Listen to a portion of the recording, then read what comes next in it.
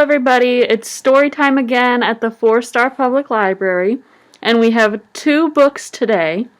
One is The Boy Who Invented the Popsicle, and the other is Ice Cream, the Whole Scoop. So we're going to figure out about where these frozen treats came from. So, for this one, The Boy Who Invented the Popsicle. Ooh, it's got some cool popsicle art on the front. Alright, let's figure out who this boy was and how he invented it. I want to be a great inventor! Frank William Epperson knew that what he wanted to be when he grew up. And everyone in Frank's family knew too. Because, in case they forgot, he reminded them every day. Oh my goodness. That's one way to not forget. When not busy with his schoolwork, Frank would be found doing, adventuring with his brother Cray, practicing his cornet. I've never heard of that. It looks like a horn. Or learning magic tricks. What? He also pondered important questions. Do goldfish sleep? Do ants have ears? Do woodpeckers get headaches from pecking wood all day? But Frank's favorite pastime was inventing. And to invent, Frank knew he had to experiment. So off he would go to his lab, his back porch. There, he doodled and designed all day. He tinkered and tested and analyzed and scrutinized. That's a cool word. By the time Frank was 10, he had already masterminded his first invention, a hand car with 2 handles. And it was twice the speed of a regular one-handled hand car. Frank whizzed down the streets of his neighborhood. Hot dog, this is cool. Look at that. He made a little car for himself. Frank also experimented with liquid. Ooh. Look at that. Here's the science experiment you can do if you get this book. Cool.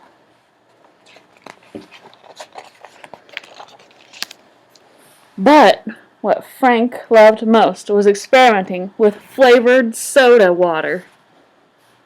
The kind that fizzed and whizzed when he had a glassful next to his ear and sent tangy bubbles galloping across his tongue with every gulp.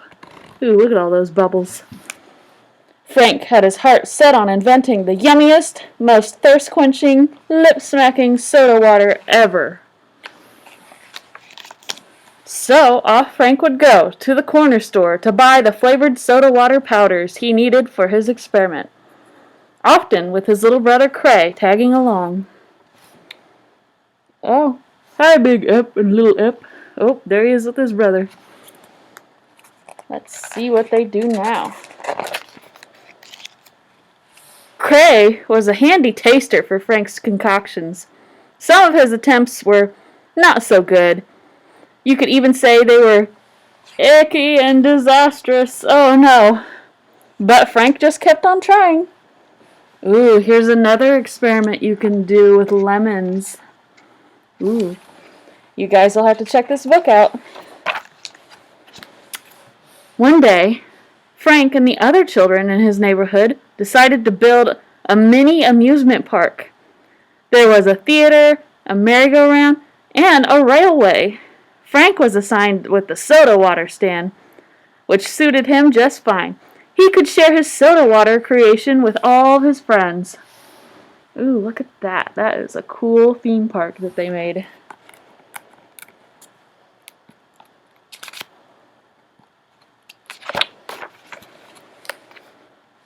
It was also around this time that something strange happened.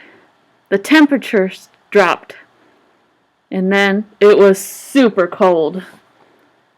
This This wouldn't have been unusual had Frank lived in Moose Jaw, Saskatchewan, or Pocatello, Idaho. What? What are all these places? Those places could be very, very cold. But he lived in California, where it's usually really warm. So Frank tried another experiment. He left a glass of his flavored soda water outside overnight. I wonder what this drink will taste like when it's frozen.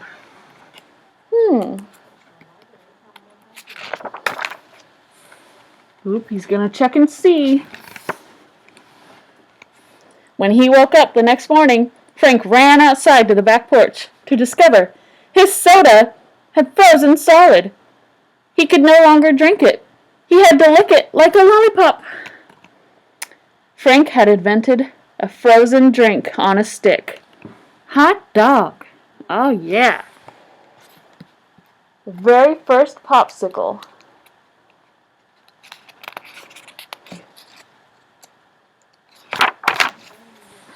As he grew older, Frank's invention did not melt from his memory. He just tucked it away in the corner of his mind, and there it stayed while he and his sweetheart, Mary, began raising their own kids. Oh, he got married and had a family. Could I make money with my frozen drink invention?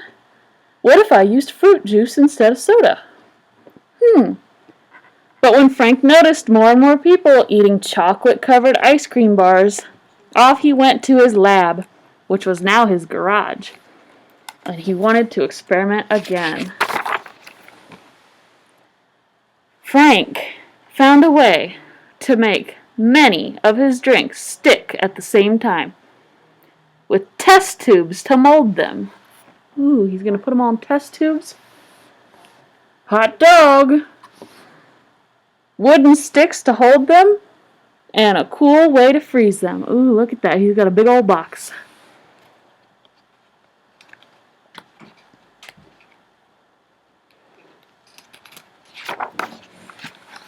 And success! Frank's drinks on a stick would freeze. They had to be cold, very cold, colder than 0 degrees. Why?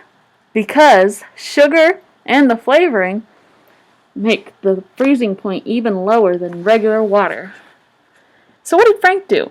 He built a freezer box that held dozens of little tubes with all the popsicles inside of them. And Frank knew that if he lowered the freezing point of the water and they sat there, that they would freeze all together. Oh, and here's another science experiment, guys. This book is so cool. So far, we've had 3 science experiments in here. Oh, and there's another one. There's a 4th one. Frank's drinks on a stick also froze quickly. If they froze too slowly, the sugar and the flavoring would settle at the bottom and it would be all gross. The salt and ice that he put around them would help them freeze quickly. They're already frozen. All right.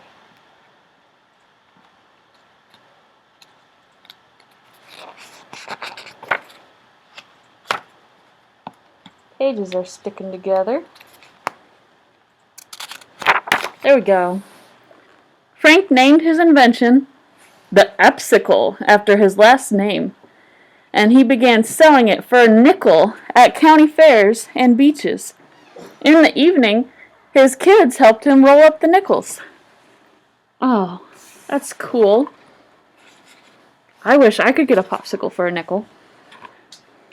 Frank had a clever way to encourage shop owners to sell his frozen treats.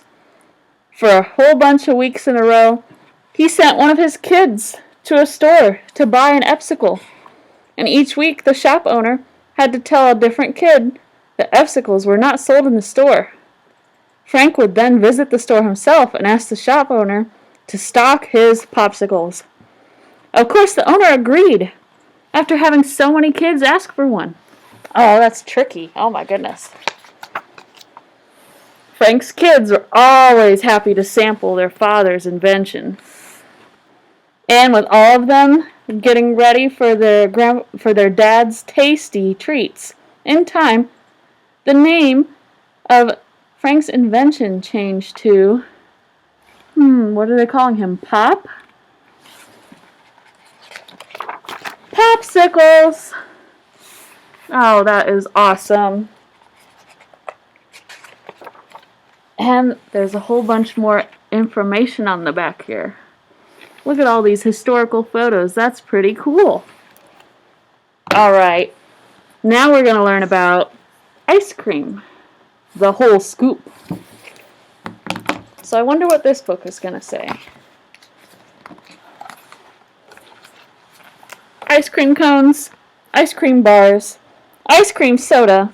Ice cream is a frozen treat made mostly of cream, milk, sugar, and flavors.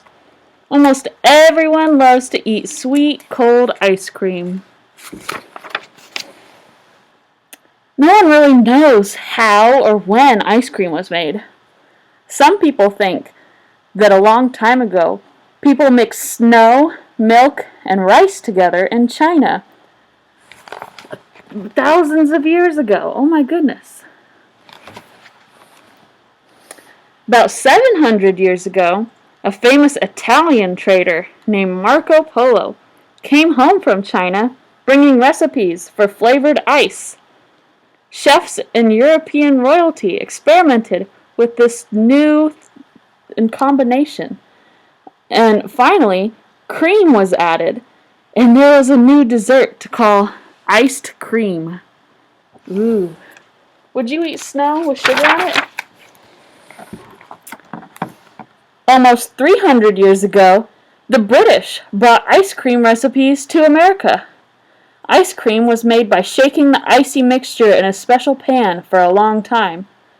Only rich people could be served ice cream because it was so hard to get ice and make it. About 250 years ago, some Americans started harvesting ice from ponds and lakes in the winter, and it was stored in ice houses and would be shipped to the South. Now people could make ice cream all year round, and it was served only at special events like birthdays.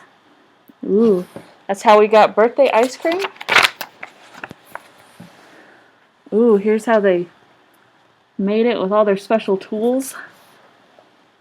In 1841, a woman from New Jersey named Nancy Johnson invented the hand crank ice cream maker, also called the ice cream freezer.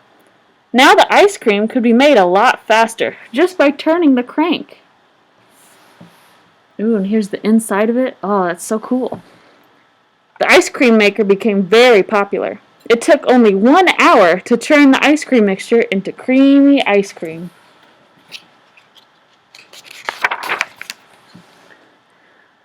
Through the 1800s, people held ice cream socials. This became a popular way to entertain friends. Everyone took turns cranking the ice cream maker, and then when it was done, they shared it. Ooh, it's a big ice cream party.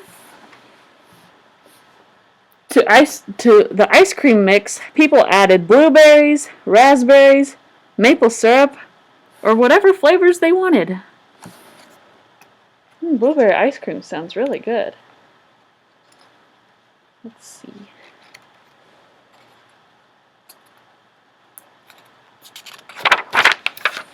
Oh, and there's the cow that they get the milk from.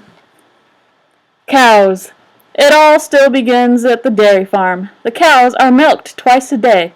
Some cows, such as Jersey cows, give creamier milk than others. Ooh, they got to put them on a special machine for that. The milk is piped into a cooling tank, and the milk is kept cool so it won't spoil. Yeah, you don't want sour milk. A truck comes to the dairy farm, and the milk is pumped into the tank of the truck, where it's still kept cool.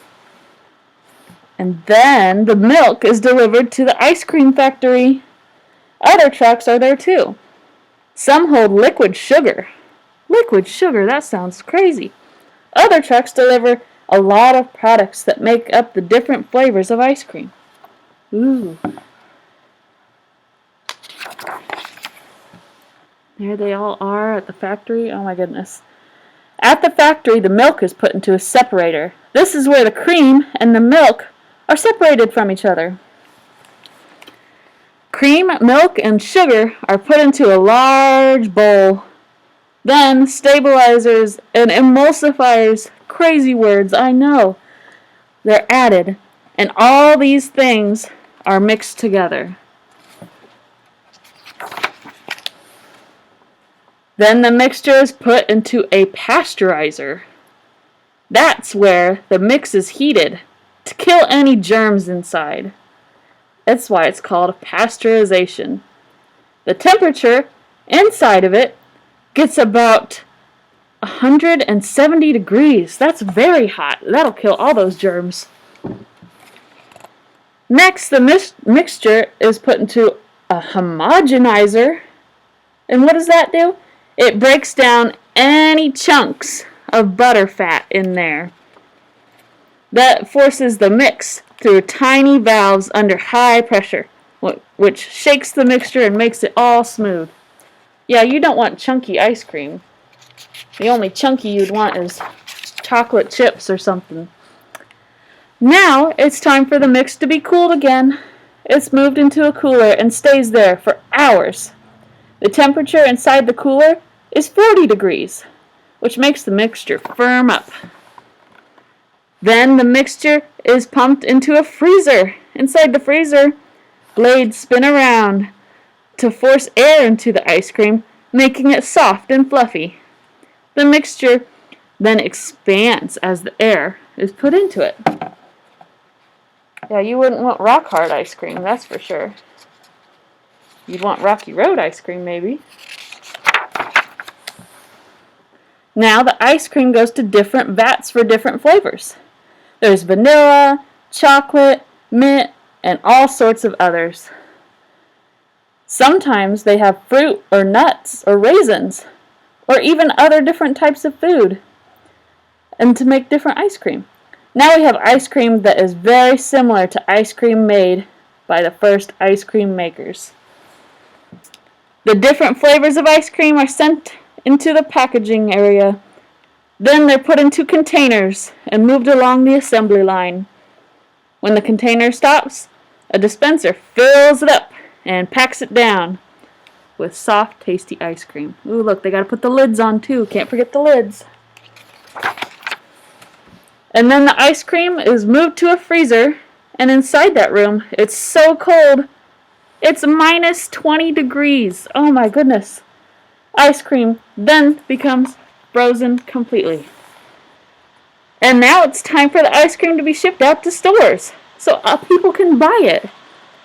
It's moved on to refrigerator trucks and sent out to the stores. Now people can buy the ice cream in so many different places. Some people order ice cream at restaurants, or maybe even an ice cream stand. There is even ice cream trucks and carts too. A lot of people buy ice cream at their grocery store. Ice cream can be sold in different containers. And it's also available without sugar too. See, look, there's little ones and big ones.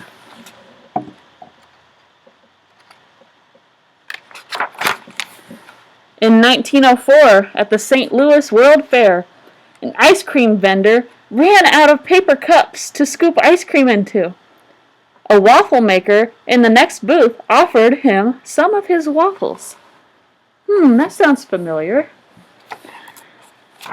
The ice cream vendor rolled a waffle into a cone shape and put a scoop of ice cream in. It was the beginning of the waffle ice cream cone. Oh my goodness.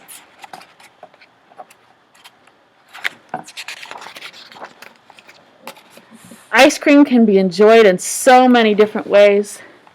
Ice cream soda, ice cream sandwich, banana split, ice cream bar, ice cream sundae, ice cream on pie, and ice cream cake. And there's all different kinds of ways to eat it too.